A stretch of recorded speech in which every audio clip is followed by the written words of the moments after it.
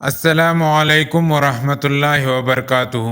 ناظرین، کیا آپ جانتے ہیں کہ نبی کریم صلی اللہ علیہ وسلم نے بیت المقدس کی فتح کی بشارت کن لفظوں میں دی ہے، اور یہودیوں کے خلاف لڑنے والے مجاہدین کی کیا نشانیاں ہوں گی؟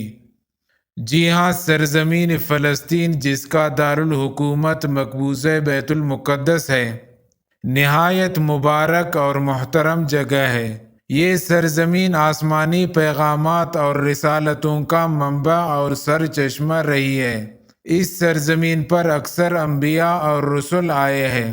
یہی وہ سرزمین رہی ہے جہاں سے معراج کی ابتدا اور انتہا ہوئی۔ یہ آسمان کا دروازہ ہے۔ یہ سرزمین محشر بھی ہے۔ بیت المقدس مکہ اور مدینہ کے بعد مسلمانوں کے پاس وہ تیسرا مقدس مقام ہے جس کی جانب عبادت کے لیے سفر کرنا جائز ہے۔ دعا ہے اللہ تعالیٰ فلسطینی بھائیوں اور مجاہدین حماس کو کامیاب فرمائے۔ حضرت جابر ابن عبداللہ رضی اللہ عنہ فرماتے ہیں کہ نبی کریم صلی اللہ علیہ وسلم نے فرمایا کہ میری امت کا ایک گروہ ہمیشہ حق کی خاطر لڑتا رہے گا اور قیامت تک غالب رہے گا، اور فرمایا کہ پھر حضرت عیسیٰ ابن مریم علیہ السلام اتریں گے اور لوگوں کا امیر ان سے نماز پڑھانے کے لیے عرض کرے گا۔ آپ علیہ السلام فرمائیں گے کہ نہیں، بلکہ تم ایک دوسرے پر امیر ہو۔ یہ وہ اعزاز ہے جو اللہ تعالیٰ نے اس امت کو عطا فرمایا ہے۔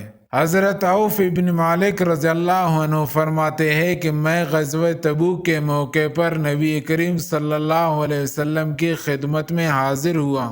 آپ صلی اللہ علیہ وسلم اس وقت چمڑے کے ایک خیمے میں تشریف فرما تھے۔ آپ صلی اللہ علیہ وسلم نے فرمایا کہ قیامت کی 6 نشانیاں شمار کر لو: میری موت، پھر بیت المقدس کی فتح، پھر ایک وبا جو تم میں شدت سے پھیلے گی جیسے بکریوں میں طاعون پھیل جاتا ہے، پھر مال کی کثرت اس درجے میں ہوگی کہ ایک شخص 100 دینار بھی اگر کسی کو دے گا تو اس پر بھی وہ ناراض ہوگا، پھر فتنہ اتنا تباہ کن عام ہوگا کہ عرب کا کوئی گھر باقی نہ رہے گا جو اس کی لپیٹ میں نہ آ گیا ہوگا، پھر صلح جو تمہارے اور بنی الاصفر نصارائے روم کے درمیان ہوگی، لیکن وہ دغا کریں گے اور ایک عظیم لشکر کے ساتھ تم پر چڑھائی کریں گے۔